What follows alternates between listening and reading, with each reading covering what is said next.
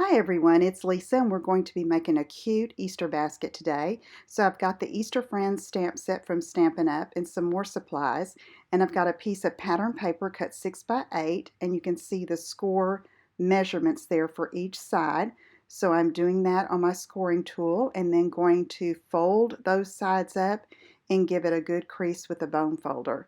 So now I'm going to do some trimming on two opposite sides, cutting up to that intersecting score line and trimming off the top edges of those tabs. So now I'm going to just look at that and decide which side I want on the outside, and I want that gingham.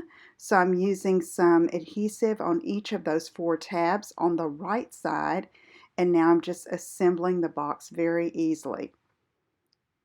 Okay, so there's the base, and we've got it all ready. So now I have a 12-inch strip, and I need one piece cut at 1/2 by 10 and one piece cut at 1/2 by 12. And so I'm just going to trim off 2 inches of that 12-inch piece to have my 10. And so I'm going to take that strip and it's going to go around the top of the basket with the contrasting print using a little bit of glue. And I'm starting in the middle of one of the long sides because I'm going to be covering up that space because it doesn't go all the way around, and we'll cover that up later. Now this smaller piece will be the handle and just using some adhesive to attach.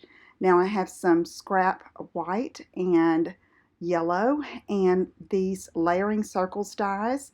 I've already stamped the chick and colored it with some alcohol markers, and I'm going to die cut it with a circle because this is going to be the little image that we use on the front of the basket.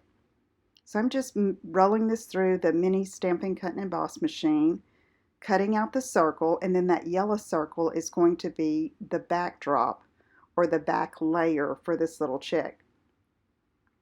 So just using some adhesive and putting it on that back circle, and we're going to cover up that space and put that little chick there. Now to just add a little bit of fun and make it a little more fancy, I'm cutting some coordinating ribbon, tying a bow, and I'm just going to attach those on each side of the handle with a mini glue dot. And then gotta have some bling, right?